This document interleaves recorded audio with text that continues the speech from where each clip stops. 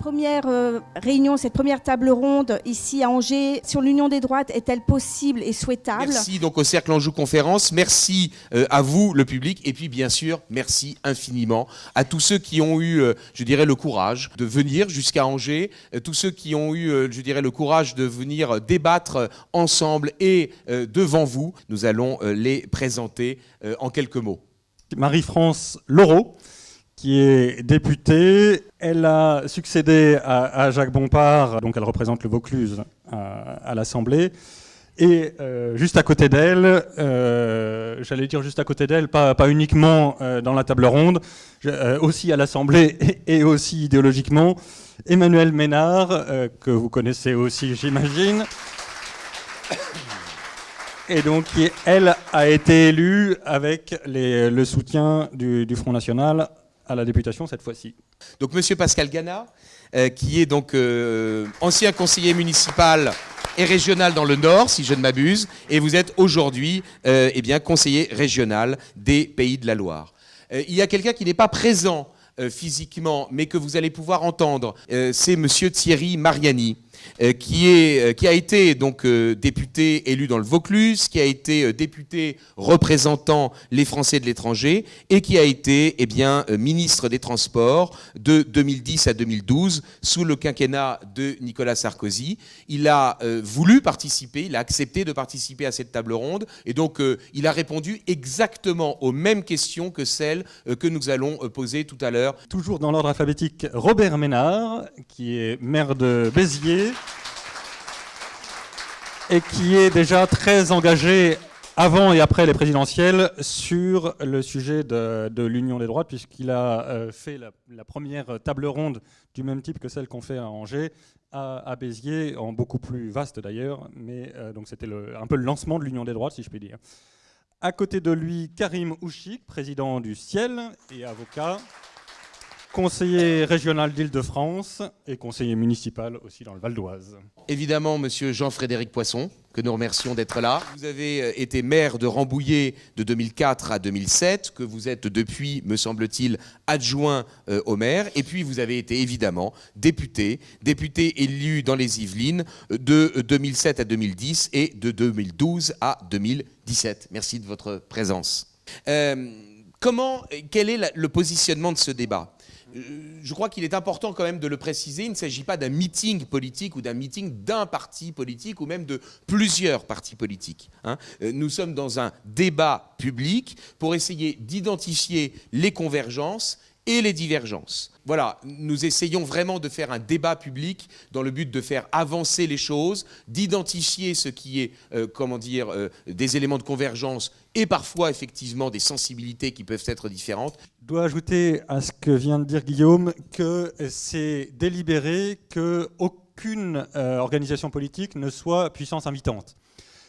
Nous avons tenu à ce que ce soit l'inverse de ce qu'on fait d'habitude, c'est-à-dire que les hommes politiques, les femmes politiques soient invités par une organisation de la société civile, en l'occurrence le Cercle Anjou Conférence. Ici, il n'y a pas de petits et de grands partis, il n'y a pas de personnes plus ou moins légitimes, il n'y a pas de sulfureux, de nauséabonds, de je ne sais pas quoi. On est là pour discuter d'idées. On peut évidemment avoir des objections fondamentales avec tel ou tel programme de tel ou tel parti, y compris présent ici, mais c'est entre personnes civilisées que nous discutons de nos sujets de convergence et de nos sujets de divergence. Donc effectivement, une réunion comme celle-ci a pour objectif d'essayer de décloisonner. Naturellement, ce genre de réunion n'aurait pas pu avoir lieu s'il n'y avait pas eu l'initiative des rendez-vous de Béziers. Évidemment, nous sommes dans une continuité et que cette idée, je dirais, de la recomposition à droite, eh bien, elle n'est pas venue de nulle part, elle n'est pas tombée du ciel, mais elle progresse petit à petit. Et peut-être qu'aujourd'hui, les conditions politiques sont peut-être un peu plus facilement réunies pour qu'il n'y ait pas simplement, je dirais, des rencontres privées, mais qu'il puisse y avoir des débats publics. Juste un dernier mot sur le contexte politique de cette table ronde. Il n'aura échappé à personne qu'elle se tient après la présidentielle de 2017. Elle se serait probablement tenue différemment avant, Ce que nous avons évidemment tous pu constater, c'est l'élection d'un homme qui, à beaucoup d'égards, incarne le système et, à beaucoup d'autres égards, a été une pure destruction du système des partis. Et donc, il est extrêmement intéressant de regarder ce qui s'est passé pendant la présidentielle de 2017, de regarder aussi à quel point c'est l'échec des anciens partis de droite, qui sont toujours présents évidemment, mais spécialement de l'UMP et du Front National, mais en même temps une extraordinaire victoire idéologique des idées de droite, puisque ce sont ces idées-là qui ont fait et la primaire des Républicains et l'essentiel des débats de la présidentielle de 2017. Donc, comme disait naguère le peu regretté premier secrétaire du Parti communiste, on peut très bien avoir des défaites électorales majeures, ce qui est le cas en 2017 pour la droite, malgré tout avoir aussi des victoires idéologiques. Et évidemment, cette table ronde n'est pas une espèce de complot entre organisations partisanes pour reprendre le pouvoir, c'est aussi une réflexion sur ce qui a fonctionné dans la victoire idéologique, ce qui nous réunit, ce qui fait qu'un certain nombre d'idées de droite deviennent majoritaires en France, et comment est-ce que sur ces idées-là, nous sommes capables de dépasser nos divergences ponctuelles ou pratiques pour aller ensemble dans un combat politique plus large. Alors, nous allons commencer. Faut-il faire l'union des droites? Et si oui, pourquoi? Et je propose que nous passions la parole à Marie-France Leroux. Donc, tout d'abord, merci. Merci de m'avoir invitée. Je suis vraiment très heureuse d'être ici ce soir, de voir autant de monde. L'union des droites, pour moi, oui, elle est nécessaire. Elle est nécessaire et il faut qu'elle se fasse autour des bilans que l'on peut tirer de ce qui s'est passé l'année dernière et également des expériences, notamment des expériences justement d'hommes un peu plus connus, des hommes connus comme Jacques Bompard, comme M. Poisson, comme M. Ménard. C'est vrai qu'il faut tirer tout ce qu'on peut pour essayer de se retourner et de sauver notre France, notre belle France. Bonsoir à tous et à mon tour de vous remercier d'être là aussi nombreux. Alors moi ça va être très, très simple et je pense qu'on sera d'accord au moins Robert et moi là-dessus. Parce que nous l'Union des droites on en parle mais surtout on l'a fait. Voilà. Donc, parce que depuis les élections municipales avec Robert pour commencer, ensuite avec les départementales et puis pour finir avec les législatives, à chaque fois on a entrepris justement de faire un combat commun, si j'ose dire, une réunification des différents partis de droite à Béziers et dans le Biterrois. Et à chaque fois ça a marché, à chaque fois on a gagné les élections. Donc ça prouve que ça marche, ça prouve qu'on peut le faire et ça prouve qu'il y a de l'espoir. Alors, pour rebondir sur ce que disait Guillaume de Thiellois tout à l'heure, parce qu'il m'a présenté en disant que j'avais été élu avec le soutien du Front National. Alors justement, oui, mais justement, pas que. Moi, j'ai été élu avec le soutien de 6 partis politiques. Donc il y avait le Front National, mais il y avait le Ciel de Karim Ouchik, il y avait Debout la France de M. Dupont-Aignan, il y avait le Mouvement pour la France de Philippe de Villiers. J'étais la seule candidate qui l'a soutenu pour les législatives, alors je le souligne quand même. Et d'ailleurs, ça le fait beaucoup rire parce qu'il a coutume de dire qu'avec moi, il a eu 100% de réussite, une candidate soutenue et une élue. Le CNIP, qui était très important pour nous quand on l'a sollicité, parce que c'est un parti qui a fait partie de, et Jean-Frédéric pourra en parler, qui a fait partie de la primaire de la droite et du centre. Donc ça prouvait qu'on pouvait aller jusqu'à la droite classique. C'est pas seulement l'extrême droite, comme on nous classe facilement, pas du tout. Et le dernier parti, c'était celui de Christian Vannès, le Rassemblement pour la France. Voilà. Donc moi, j'ai été soutenue par 6 partis. Mais pour les départementales, on avait fait des binômes de la même façon. C'est-à-dire, à chaque fois, on avait, vous savez que pour les départementales, c'est toujours un binôme. Donc on avait toujours un candidat du Front National avec un candidat qui n'était pas du Front National, soit d'un autre parti, soit pas du tout, soit pas parti du tout. Et pour Robert, mais il en parlera mieux que moi tout à l'heure, c'était le même principe, c'est-à-dire plusieurs partis politiques, mais surtout une majorité de gens qui étaient sans étiquette et qui donc sont partis avec lui, comme lui d'ailleurs, sur sa liste, mais sans étiquette. Et ça prouve effectivement qu'on peut se réunir sur un certain nombre de valeurs communes, de principes communs, qui sont importants, qui sont effectivement des principes de droite. Alors je sais que Jean-Frédéric ne sera pas forcément d'accord avec moi là-dessus, mais justement c'est l'intérêt de la discussion de ce soir. Et donc on s'est réunis sur un certain nombre de fondamentaux. Et puis on est parti, voilà, on a mis de côté nos petits différends parce qu'il en existe toujours. On n'a pas toujours la même opinion sur tout, et heureusement, c'est ça qui fait aussi. Je ne sais pas si j'oserais dire la diversité, mais enfin en tout cas c'est ça, c'est ça qui fait aussi l'intérêt des rencontres et l'intérêt des débats. Et puis voilà, puis on a décidé de se réunir et de partir aux élections. Alors comme je vous le disais, on a eu de la chance, ou on a eu pas que de la chance, je pense qu'on a eu la bonne méthode aussi. Et donc on a gagné les municipales, les départementales et les législatives au mois de juin dernier. Ceci étant, mais là je laisserai, parce que comme j'ai déjà beaucoup mangé mon temps de parole, je laisserai sûrement, Robert en parlera certainement et mieux que moi. On évolue dans notre façon de faire et notre façon d'analyser les choses. Il vous a pas échappé qu'entre-temps il y a eu la présidentielle, il y a eu l'élection de M. Macron, et que M. Macron il a quand même eu le mérite, même s'il a aussi beaucoup de défauts, mais il a eu un mérite, c'est de mettre un coup de pied dans la fourmilière et de ringardiser les partis politiques classiques. Et je pense qu'on ne peut pas faire l'économie de cette analyse-là. Et donc, on a décidé de changer un petit peu de façon de faire la politique à Béziers dans le Biterrois. Et Robert vous en parlera, mais je pense qu'à un moment donné, il faut dépasser l'histoire des partis politiques. Et donc peut-être ce qui est intéressant ce soir, c'est de tester ces idées aussi auprès de vous, de ne surtout pas faire un conglomérat de petits partis qui se situeraient à droite jusqu'à la droite de la droite de la droite de la droite. Un conglomérat de partis et un conglomérat d'intérêts personnels et d'intérêts de boutique, je pense que ça ne marchera plus. Et donc je pense qu'il faut partir de la base, c'est-à-dire de vous, des électeurs, voilà, des Français, et savoir si les Français sont capables de se retrouver autour d'un certain nombre de valeurs de droite pour qu'on puisse faire avancer la France. Voilà. Moi, je vais rester assis parce que j'ai mal à la main. Merci d'abord aux organisateurs d'avoir bien voulu organiser cette réunion, à vous d'avoir bravé le beau temps pour venir nous écouter et débattre avec nous. Ce que je crois, c'est que l'élection présidentielle de 2017 change tout. Elle change tout parce que le président de la République qui a été élu a dit ce qu'il voulait faire de la France, au moins en 2 endroits. Le premier endroit, c'est à Athènes, et le deuxième endroit, c'est à la Sorbonne. Dans ces 2 occasions, il a prononcé à chaque fois un discours long, d'où il ressort que la philosophie politique de M. Macron est claire à définir. Il est favorable à la souveraineté européenne. Il est favorable à la société multiculturelle, ça s'appelle le communautarisme en français.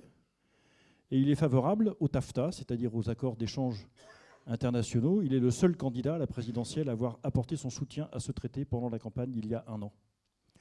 J'ajoute que sa pratique des institutions et de l'État a pris une orientation depuis presque 1 an qui est simple à définir.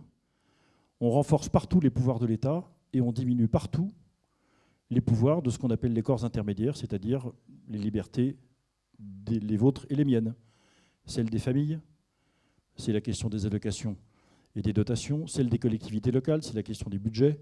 Celle du Parlement, il y a 2 députés à côté de moi qui savent parfaitement ce que je veux dire. Celle des associations, ça ne va pas tarder. Et celle des entreprises, avec les hausses de cotisations patronales. Je fais partie de ceux qui pensent que les ordonnances sur la loi travail sont un leurre. Ce n'est pas le débat de ce soir, mais si vous voulez qu'on en parle à la fin de la réunion, je le ferai volontiers. Il a dit, M. Macron, aux Français, une chose simple. Vous êtes fédéraliste et pour la souveraineté européenne. Vous êtes pour la domination de la logique de marché et du commerce sur le reste des relations humaines. Vous êtes favorable à une société communautariste. Venez avec moi, on finira toujours par s'entendre. Cette France-là, pardon, moi je n'en veux pas, parce que ce n'est pas notre pays. Je me suis engagé en politique il y a maintenant plus de 25 ans, justement pour essayer, à ma modeste mesure, pas tout seul, j'ai un certain nombre d'amis qui sont ici avec moi, avec nous, je ne peux pas laisser filer ce projet sans rien faire. Que faut-il faire? L'inverse. Dire à tous les Français qui sont intéressés, vous pensez que la France n'est pas finie et qu'elle a un rôle à jouer dans l'Europe et dans le monde, et qu'il faut pour ça qu'elle récupère de l'initiative et du pouvoir? Vous pensez que la cohésion nationale passe par la défense de la culture française contre la fracture communautariste et qu'il faut contrer l'expansion de l'islam? Est-ce que vous pensez qu'il faut équilibrer le marché par un recours permanent, une référence permanente à la dignité humaine? Est-ce que vous êtes d'accord pour défendre la liberté individuelle contre la toute-puissance de l'État? Eh bien, si vous êtes d'accord avec moi ou avec nous, venez, et je vous assure que sur le reste, on finira par s'entendre. L'union des droites, pardon, je vais faire le potache, messieurs, mais j'ai été pendant très longtemps un très mauvais élève, donc je vais reprendre mes bonnes habitudes. Je me contrefous de l'union des droites, ça ne m'intéresse pas. Ce qui m'intéresse, c'est le redressement de la France. Je me contrefous des logiques de parti, ça ne m'intéresse pas.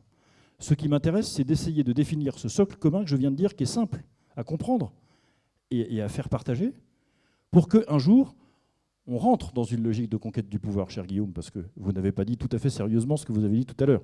On ne fait pas de la politique pour réfléchir sur la cité, on fait de la politique pour essayer de conquérir les leviers qui permettent de changer la société, même si parfois cette conquête est longue et difficile. C'est ça qui m'intéresse. Et à partir de ce projet qu'on sera capable d'opposer à Emmanuel Macron, je dis ça parce que c'est lui qui est aux affaires, il y en a beaucoup d'autres comme lui qui pourraient prendre sa suite si on laisse les choses filer dans le sens où elles vont aujourd'hui. Si effectivement nous voulons donner corps à ce projet, alors il n'y a qu'une possibilité, c'est de rassembler au même endroit, dans la même offre politique à terme, toutes les personnes qui sont animées par ces mêmes convictions. Alors il y a deux difficultés.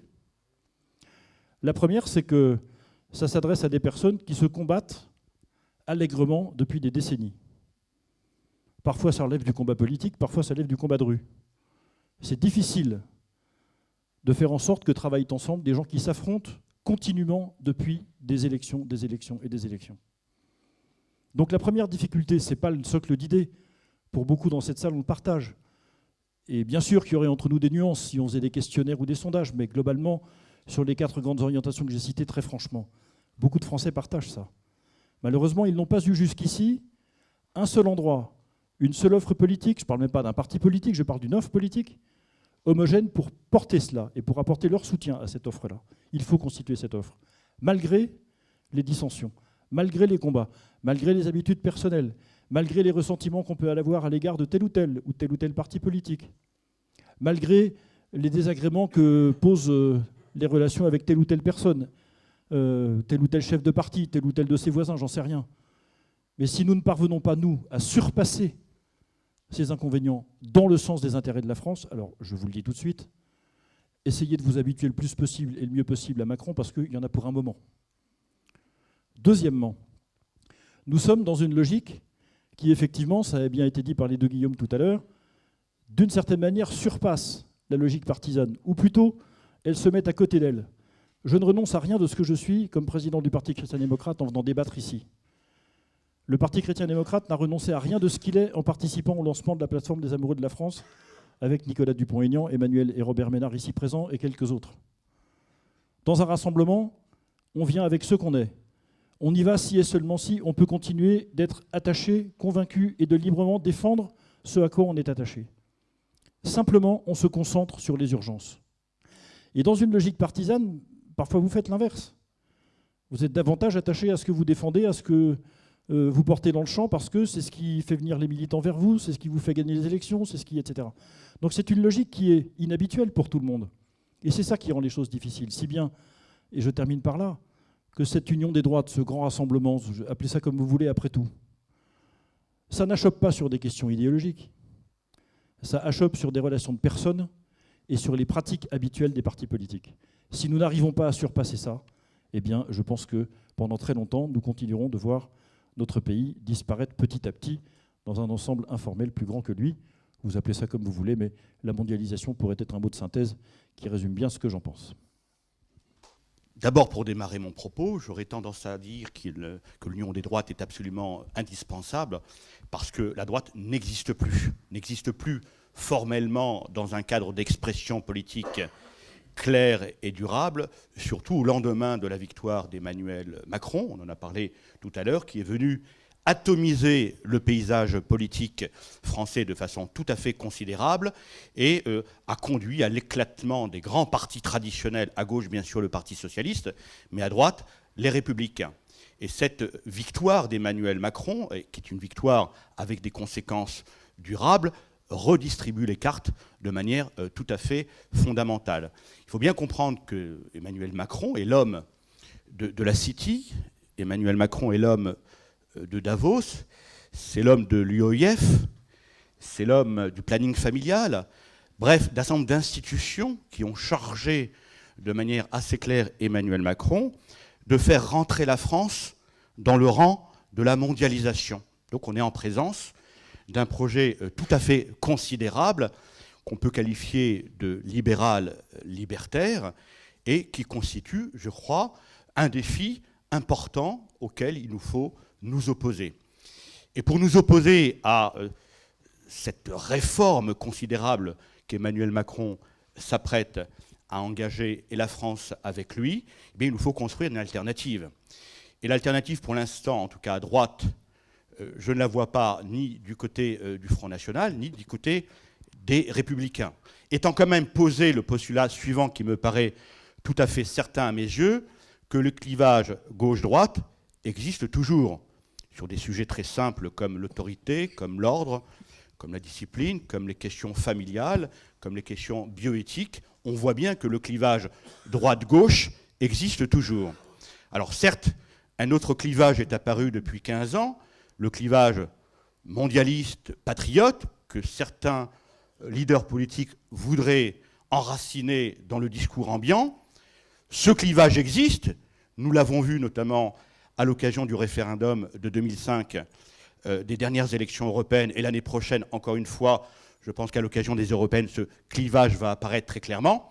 Mais j'aurais tendance à vous dire que ce clivage mondialiste, patriote, se superpose au clivage droite-gauche qui subsiste de manière tout à fait claire à mes yeux. Donc je suis de ceux qui ne dévalorisent pas, qui ne diminuent pas, qui n'écartent pas l'existence de ce clivage gauche-droite. Alors de ce point de vue-là, je crois que les Républicains constituent un parti de droite qui se cherche.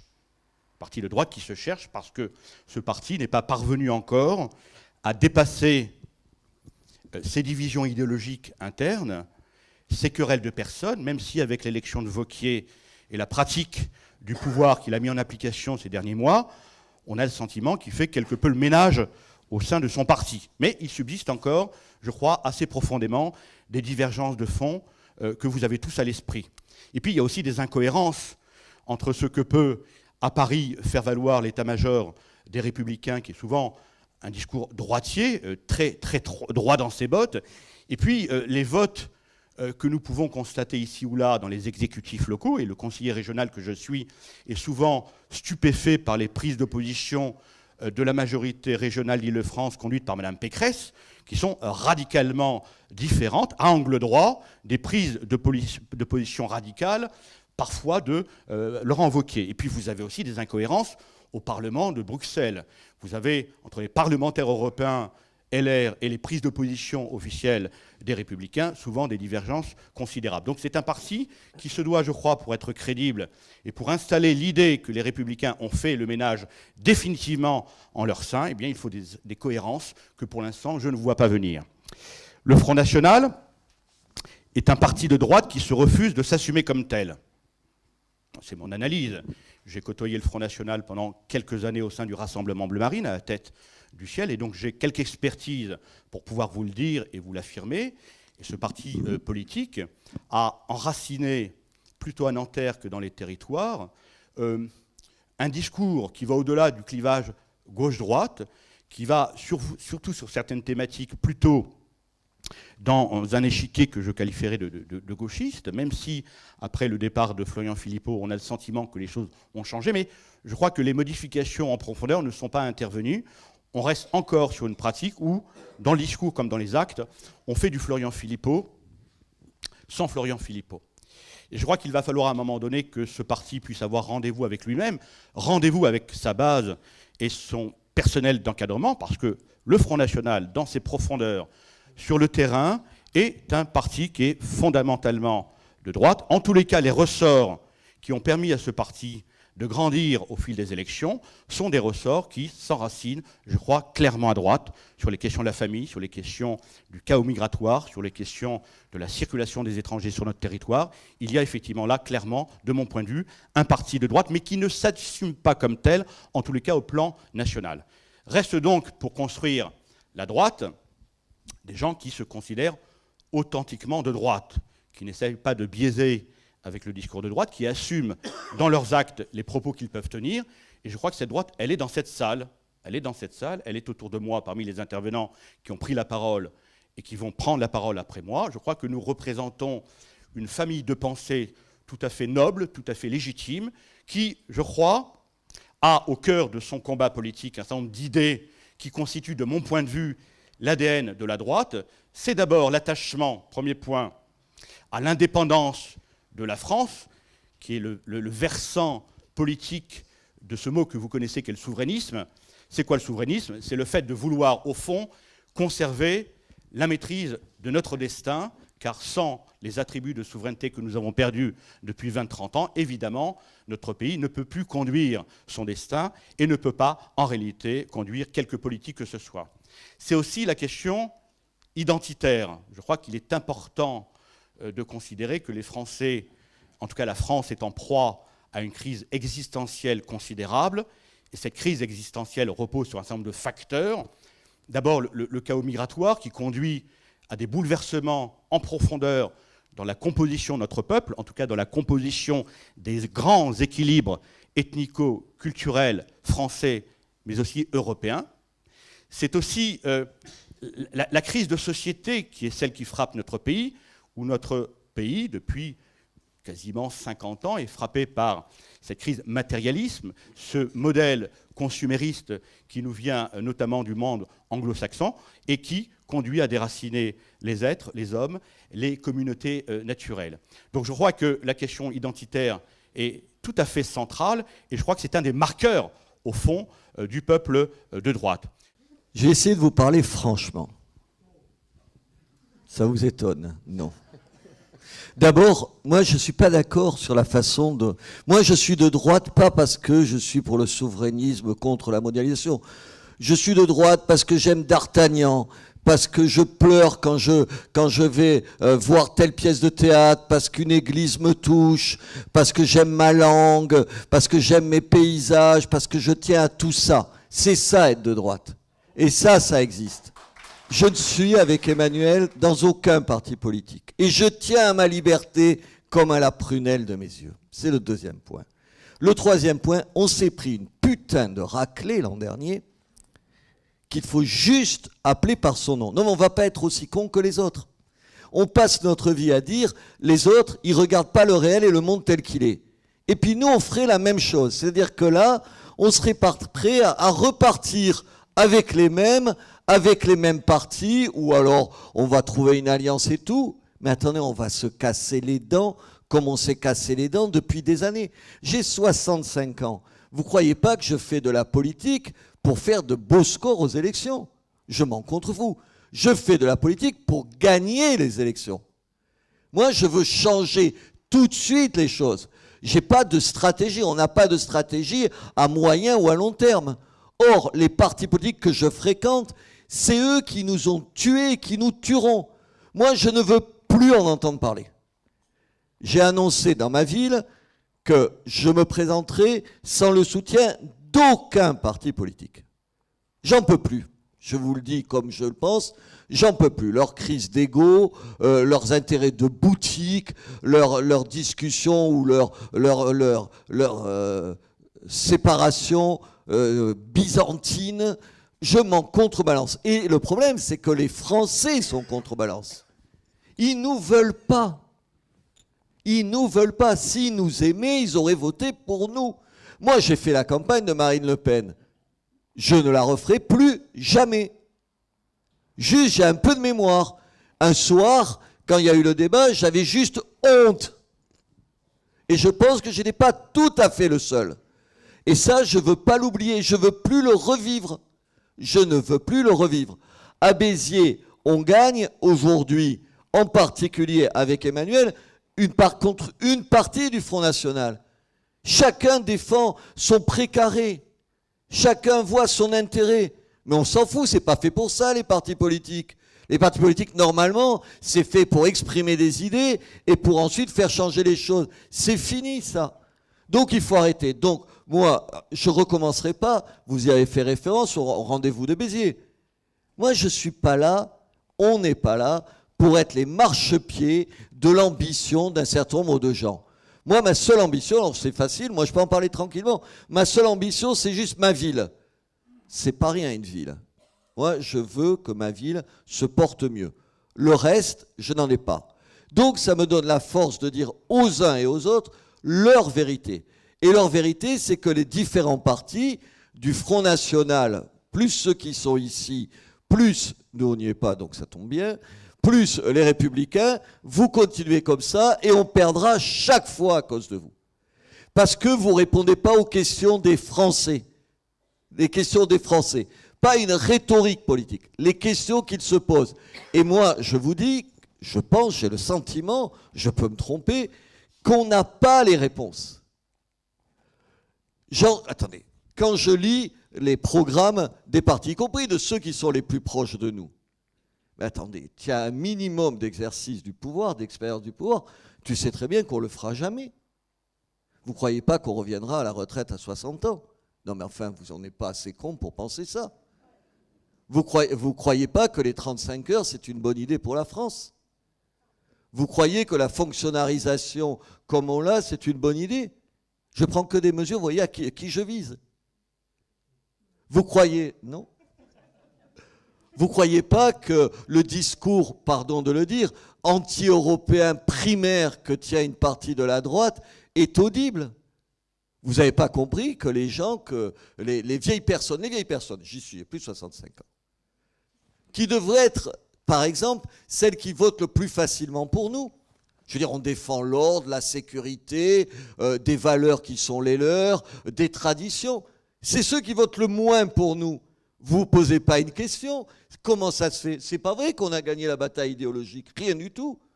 On a perdu l'an dernier. On a perdu sur toute la ligne. Pourquoi ils ne veulent pas voter pour nous? Parce que sortir de l'Union européenne ou sortir de l'euro est suicidaire. Alors je veux bien qu'on continue à le dire ou qu'on le renvoie au calendrier. Juste moi, je ne veux pas sortir de l'Europe.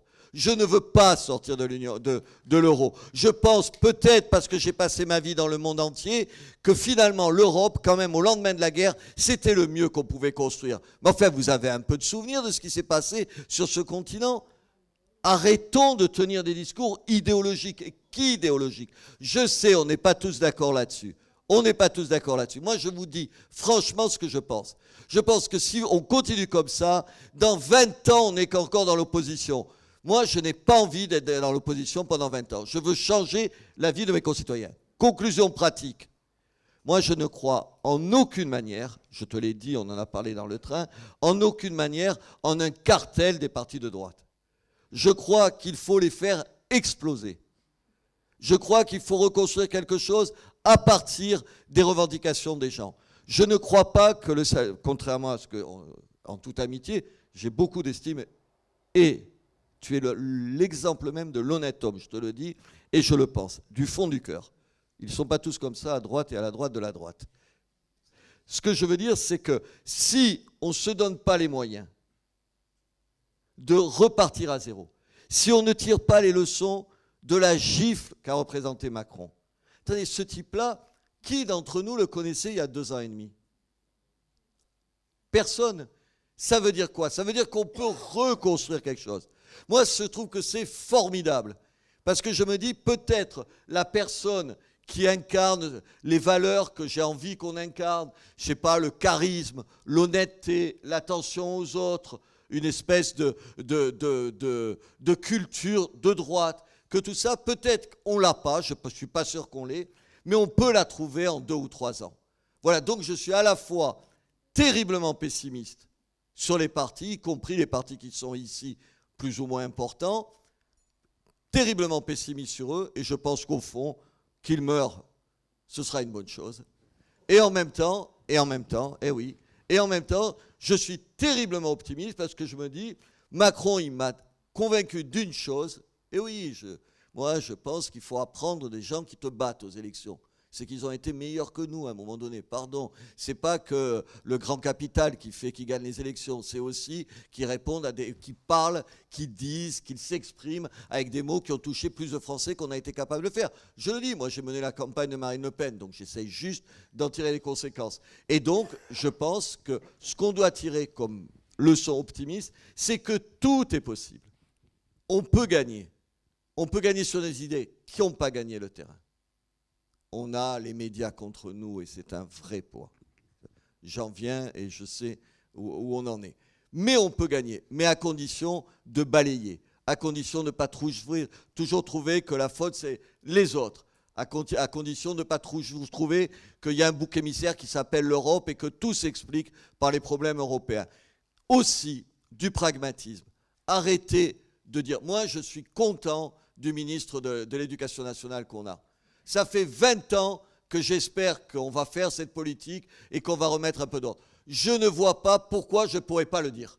Je ne vois pas pourquoi je ferais de la politique d'aussi connement que les autres. C'est-à-dire de jamais reconnaître que les gens qui n'ont pas mes idées ont toujours tort. Et non, il n'a pas tort sur un certain nombre de choses. Je préfère lui que les socialistes avant. Je trouve qu'il est mieux sur la scène internationale que M. Hollande. Voilà. Et en même temps, pour pousser la provocation jusqu'au bout, je dis, les succès aujourd'hui, le chômage recule quand même, on est sous la barre des 3% par rapport au déficit, on le doit à qui? À M. Hollande. À M. Hollande. Et je veux pouvoir le dire.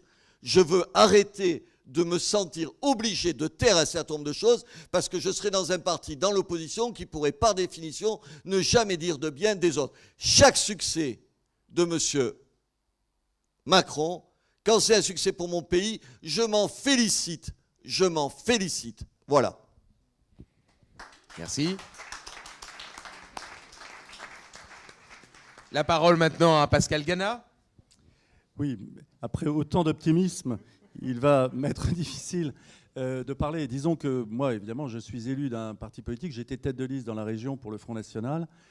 Et je garde un souvenir traumatique de la campagne présidentielle, comme vous, Robert, parce que j'ai vu venir, moi, je l'ai dit à un certain nombre de gens à l'intérieur du front, j'ai vu venir la catastrophe, je l'ai dit. Bon, évidemment, je n'étais pas un personnage éminent, et il n'est jamais facile d'être la voix qui crie dans le désert, mais c'est le sentiment que j'avais, ce qui fait que quand la catastrophe est arrivée, je n'ai été qu'à moitié surpris. Une des raisons, d'ailleurs, qui font que je ne me suis pas représenté au Congrès. J'étais membre du bureau politique, j'ai cessé d'y siéger à partir du 15 juin, parce que j'ai compris que ça ne servait à rien, que rien ne changerait. Je ne me suis pas représenté au bureau politique, aux instances lors du Congrès, auquel je n'ai d'ailleurs pas assisté, parce que je pense que la ligne de partage entre la droite et la gauche, elle traverse tous les partis politiques de droite, et qu'il y a aujourd'hui autant de gens de gauche d'une certaine façon chez les Républicains, avec des modalités différentes, des histoires différentes, qu'au Front National. Et c'est pour moi d'ailleurs un drame, parce que moi je suis issu d'une famille de droite, ce qu'on appelle dans la presse de gauche l'extrême droite. J'ai toujours été dans ce camp, j'ai toujours senti qu'il y avait une authenticité et un militantisme, mais j'ai le sentiment qu'au bout de, j'ai 62 ans, au bout de 40 ans, on tourne en rond. J'ai eu le sentiment, lors des présidentielles, que nous n'avions pas dit aux Français de droite qui étaient censés voter pour nous, au deuxième tour particulièrement, ce qu'ils attendaient de nous. Et j'ai le sentiment qu'aujourd'hui, nous ne le disons toujours pas.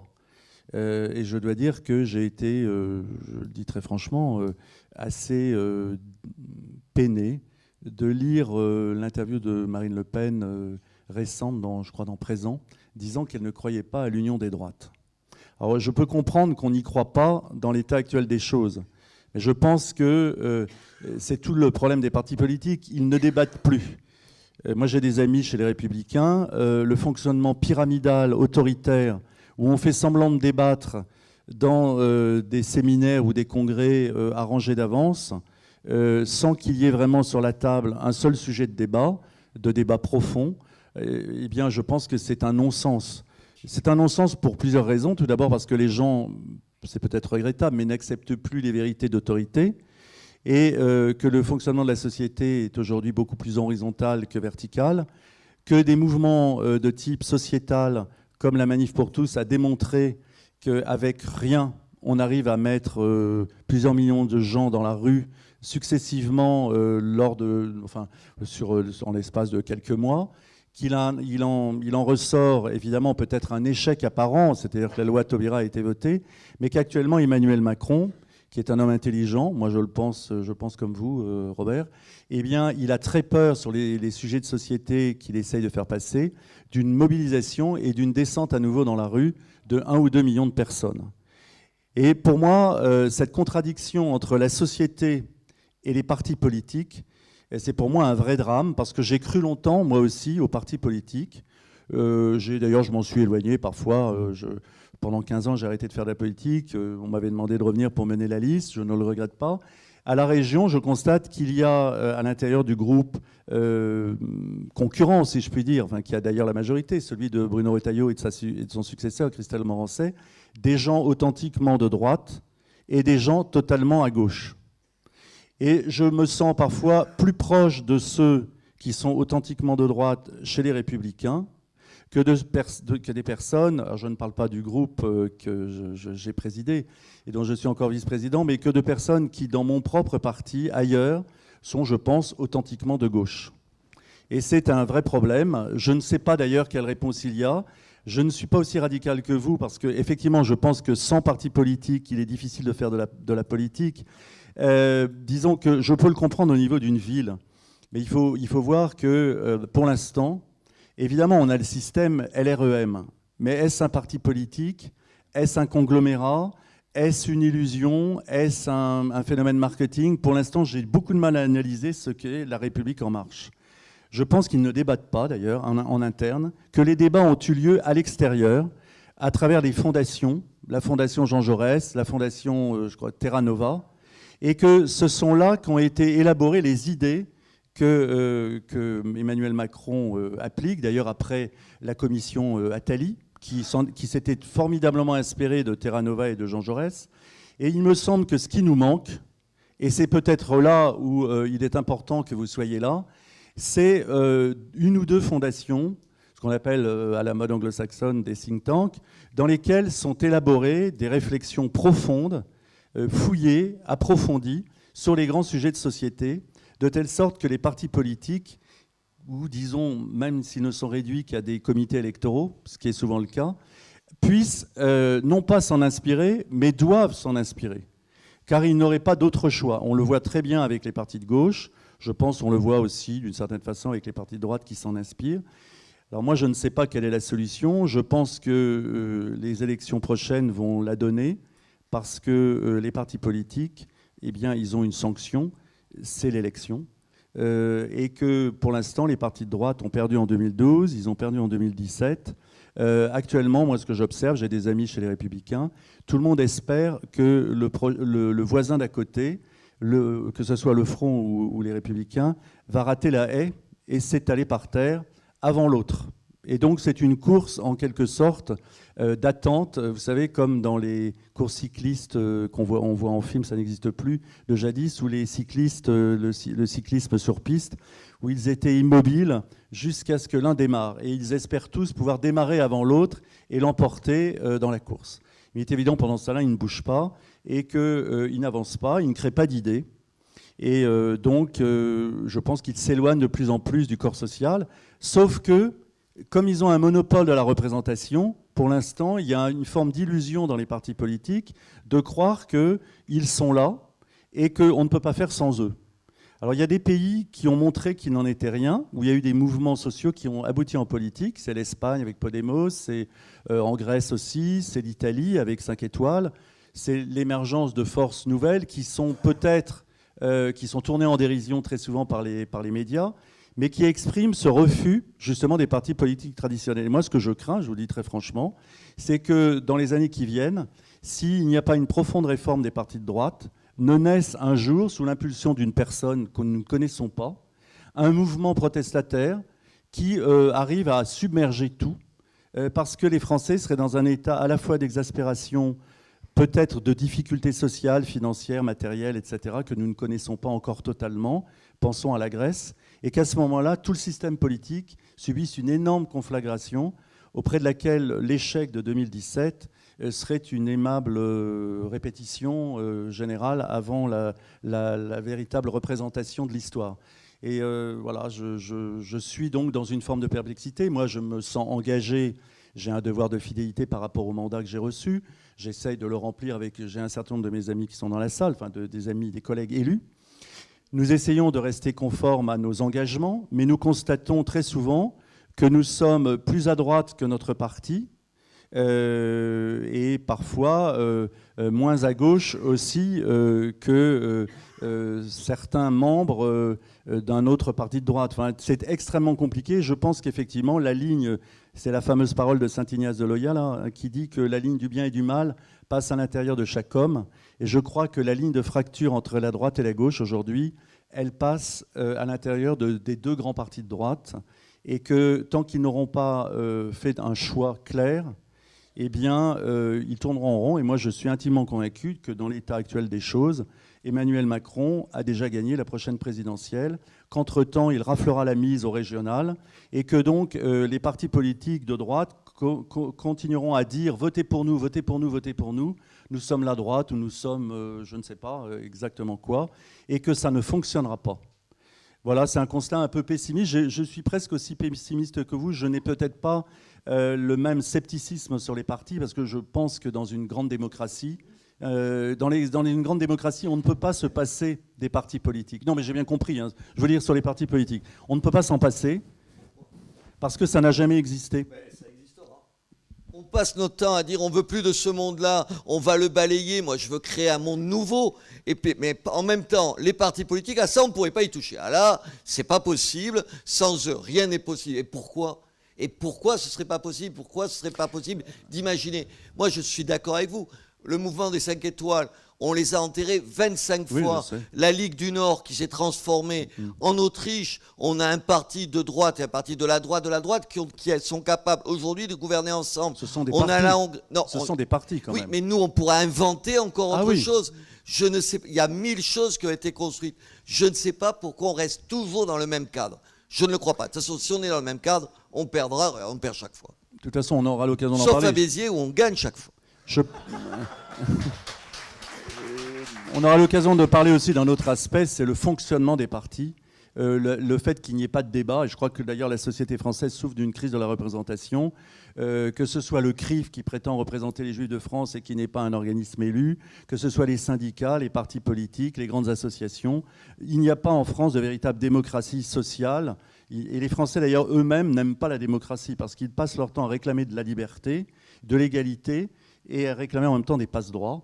Et donc, il y a aussi quelque chose qui est, je pense, très lié à notre mentalité collective. Et donc, d'une certaine façon, les partis sont à notre image, peut-être. Merci beaucoup. Alors, nous allons écouter, si vous le voulez bien, vous voyez qu'il y a des sensibilités différentes, il y a quand même des convergences, des constatations communes, mais qu'il y a quand même des divergences. Et je crois que c'est très, très nourrissant pour nous d'avoir entendu ces diverses interventions. On va peut-être écouter maintenant la réponse à la même question que j'ai posée donc à Thierry Mariani. Et la deuxième question dont vous allez entendre la réponse de Thierry Mariani, c'est avec qui faire l'union des droites ? Pourquoi l'union des droites ? Tout simplement, à mon avis, aujourd'hui, c'est la seule condition pour gagner. Quelle est la situation depuis qu'Emmanuel Macron a été élu ? Le parti auquel j'appartiens, le parti des Républicains, se présentait comme le parti de la droite et du centre. Mais force est de constater que depuis les présidentielles et les législatives, le centre a choisi d'aller ailleurs. Et le centre, essentiellement aujourd'hui, se retrouve derrière le président de la République, Emmanuel Macron. On a quelques personnes de qualité, je pense notamment à mon ami Jean Leonetti, qui sont restés chez nous, mais essentiellement le centre nous a quittés. Et donc la question centrale, c'est est-ce qu'on peut gagner tout seul ? Est-ce qu'on peut gagner tout seul, tout en sachant qu'aux prochaines élections législatives, de surcroît, même si elle n'est pas énorme, il y aura une part de députés qui seront élus à la proportionnelle. Et la réponse, à mon avis, est simple. Non, on ne peut pas gagner tout seul. Non, on ne peut pas gagner sans alliés. Donc, oui, il faut l'union des droites parce que tout simplement, je pense qu'il faut faire une alliance la plus large possible sur quelques points, parce que d'abord la France est dans une situation dramatique, on y reviendra tout à l'heure je pense, et il y a des réformes urgentes qui s'imposent, et deuxièmement, si on veut gagner, il y a des moments où il faut passer au-dessus des préjugés, au-dessus des rivalités, au-dessus des querelles de l'histoire, pour se dire qu'est-ce qu'on fait ensemble à partir de 2022, comment on arrive à redresser le pays. Donc oui, il faut l'union de la droite tout simplement pour redresser la France. Avec tous ceux qui partagent, j'allais dire, les mêmes valeurs. Une fois qu'on a dit les mêmes valeurs, chacun met ce qu'il veut derrière le mot valeur. Mais je crois quand même, on y reviendra là aussi, qu'il y a de nombreuses choses qui nous rassemblent. Avec qui, je ne vais pas faire une énumération, mais à mon avis, il est évident que d'abord quelqu'un comme Nicolas Dupont-Aignan, il y a toute sa place. Il est évident que malgré les différences énormes que nous avons, je ne sais plus quel est le nouveau nom, le parti, l'ex-Front National doit avoir aussi une place dans cette alliance. Je pense aussi à Jean-Frédéric Poisson et puis à toute une série d'amis qui partagent la même analyse. Si on veut faire l'union des droites, on ne peut pas la faire avec une exclusive en disant celui-là est fréquentable et celui-là n'est pas fréquentable. J'ai parlé des formations qui étaient nécessaires, mais il y a toute une série de clubs ou de formations historiques. Par exemple, je pense au CNIP, je peux rajouter le Ciel qui aussi a sa pierre à apporter. Voilà, il n'y a pas d'exclusive. En réalité, je pense que la liste des mouvements serait trop longue, mais il faut surtout simplement prendre ceux qui ont la même conception de la France et qui veulent qu'ensemble on redresse notre pays. Pas d'exclusive, la tâche est tellement grande qu'on n'a pas le droit d'exclure qui que ce soit. Alors on me dit, bah oui, mais soyons honnêtes, le problème c'est le Front National. Alors pourquoi le Front National? D'abord, le Front National n'a pas été gaulliste. Bon, j'ai un profond respect, je me suis engagé d'ailleurs en politique par admiration pour le général de Gaulle, mais 1958 ou 1940, c'est pas 2018. Et puis vous savez, j'ai souvenir qu'on a fait alliance avec les giscardiens. Si ma mémoire est bonne, c'était pas M. Giscard d'Estaing qui avait appelé à voter contre un certain référendum qui a entraîné le départ du général de Gaulle. Vous savez, les querelles de l'histoire, on peut les ressasser. Donc, à mon avis, il faut prendre sans aucune exclusive tous ceux qui sont d'accord sur quelques points qu'on soulèvera tout à l'heure pour la période présente. Voilà. Ensuite, je pense qu'il faut aussi savoir qu'au niveau des Républicains, moi j'écoute le discours de Laurent Wauquiez, j'ai soutenu Laurent Wauquiez, je continue à soutenir Laurent Wauquiez. Mais je pense qu'il ne suffit pas de dire la droite et le retour. Il faut se libérer, si vous me permettez. Qu'est-ce que je veux dire par là? Laurent Wauquiez tient un discours et a des propositions de droite qui sont comparables d'ailleurs à celles de Nicolas Sarkozy en son temps. Sauf qu'on continue à rester dans une sorte de carcan moral de la gauche qui nous dit, voilà, mais celui-là n'est pas fréquentable, celui-là est fréquentable. Il y a en réalité, depuis le cordon sanitaire qui a été mis en place par François Mitterrand autour du Front National, aujourd'hui, plus personne n'ose le franchir. Et sincèrement, quand j'écoute la stratégie de mon parti, que je soutiens, parce que je pense que même si je ne représente, comme on me le rappelle, que ma voix, je pense qu'il y a par moments des aberrations. On ne peut pas à la fois dire que nos alliés naturels restent le centre et tenir un discours qui a comme principal objectif de séduire les électeurs du Front National. Il y a un moment, quand on fait le grand écart, on finit par se retrouver par terre. Donc voilà, à mon avis, il faut tout simplement tous ceux qui partagent les mêmes valeurs, le même projet pour les prochaines élections présidentielles et législatives. Voilà, et sans exclusive, parce que si on veut gagner, il ne faut pas commencer par exclure un tel ou un tel en fonction de ce qui s'est passé il y a 20 ans.